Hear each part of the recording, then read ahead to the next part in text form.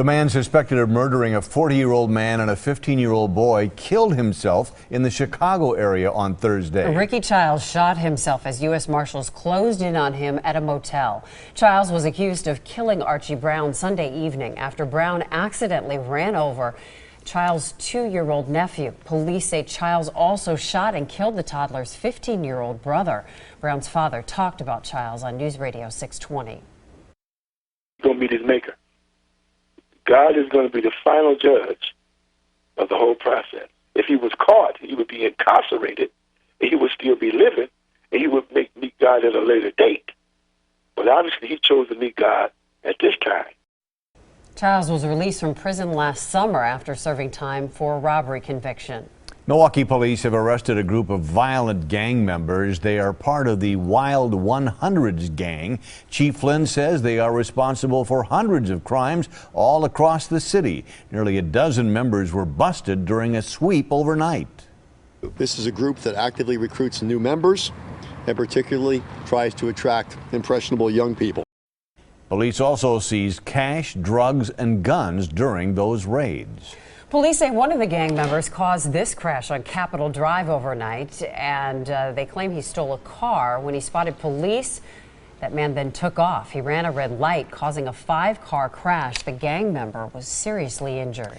The bird flu spreading in Wisconsin. The first case affects about 180,000 chickens in Jefferson County. A second case popped up with 126,000 turkeys up in Barron County, and a flock of 40 birds are infected with that virus in Juneau County.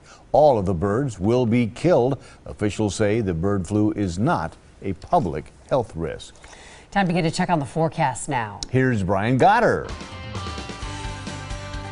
We started the day off with the clouds. The rain stayed out over the lake, and then we enjoyed the sunshine by late morning, and it was sunny all day, but still cool once again with that light breeze coming off the water. Port Washington most of the day stuck in the 40s. Southeast wind at 5. A little bit of fog developing right at the lakefront as well as the dew points are up. Temperatures are cooler, humidity around 90%. The rain, as I mentioned, stayed out over the lake, pushed into lower Michigan. We got the clouds out of here well before noon, and we've been sunny ever since. And we'll have a clear sky tonight and start the day off tomorrow as sunny as well. 50 in Milwaukee as of 7 o'clock in the evening. But look to the north, temperatures in the 60s. They actually got into the lower 70s for highs today, even in the Northwoods. We were the cool spot in the state. 70s in Madison, 72 in La Crosse.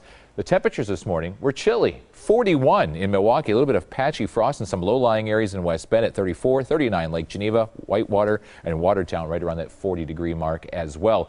Temperatures have cooled around Milwaukee County with that easterly wind developing after high temperatures getting into the mid-50s. 49 now in South Milwaukee and Oak Creek, 53 in West Allis, and 50 in Brown Deer. Temperatures still holding into the lower 70s from Madison to Janesville. Everywhere pretty much west of Waukesha today did hit the lower 70s, but they're starting to cool down now as we get into the evening hours. 56 now in Waukesha, 54 in Kenosha, and 49 currently in Racine. So those winds, which have been light now for the past couple of days, remain light this evening, will stay clear as well. Watch what happens overnight, though. The winds begin to shift to the northwest, and they'll stay that way until about the noon hour tomorrow. Because the winds are light, it allows the lake breeze to develop, and that'll happen right around the noon hour. Watch these winds shift right at the lakefront.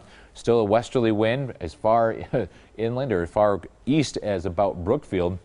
But that wind will shift in the afternoon, and that means temperatures drop along the lakefront inland areas, though just an absolutely gorgeous day.